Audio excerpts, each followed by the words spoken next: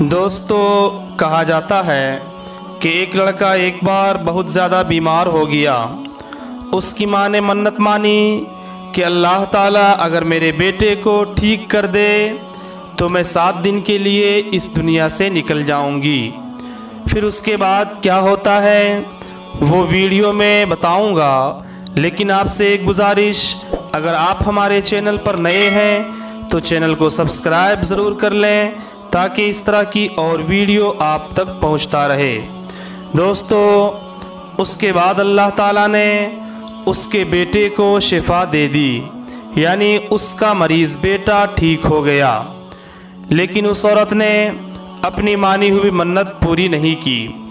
اس کے بعد اس عورت نے خواب میں ایک بزرگ کو دیکھا، اور خواب میں وہ بزرگ کہہ رہا ہے کہ اے اللہ کی بندی، تو نے اپنی مانی ہوئی منت پوری کیوں نہیں کی؟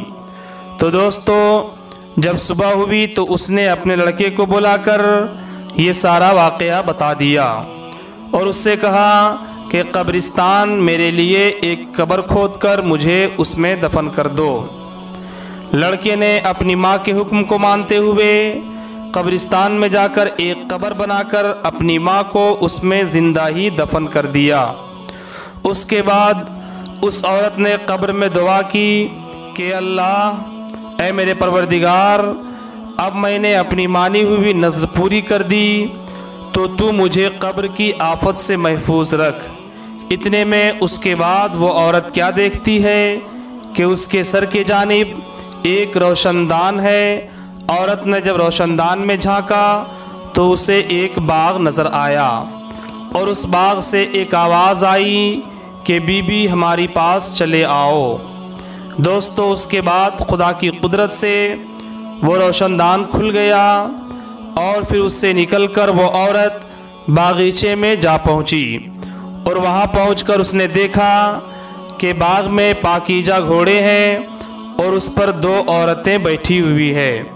تو وہ عورت ان دونوں عورتوں کے پاس جا کر ان دونوں کو سلام کرتی ہے، لیکن دونوں میں سے کسی نے بھی اس کے سلام کا جواب نہیں دیا۔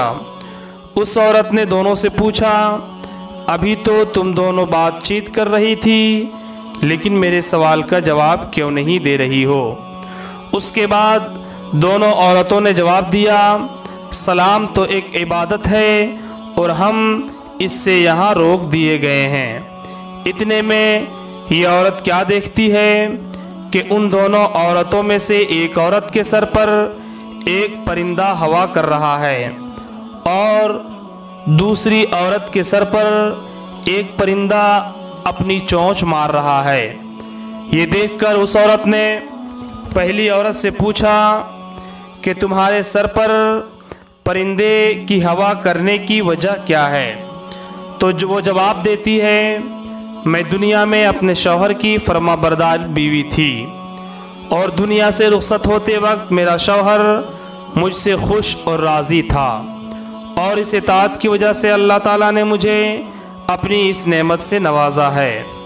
پھر اس نے دوسری عورت سے پوچھا کہ بی بی، آخر تمہارے سر پر یہ پرندہ اس طرح سے چونچ کیوں مار رہا ہے؟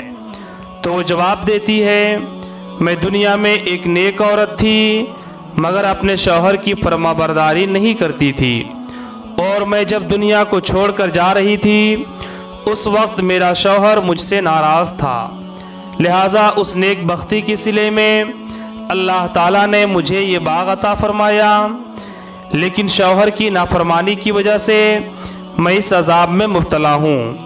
لہٰذا میں تم سے درخواست کرتی ہوں کہ جب تم دنیا میں واپس جاؤ تو میرے شوہر سے میری سفارش کرنا، امید ہے کہ وہ مجھے معاف کرنے کے لیے راضی ہو جائیں گے۔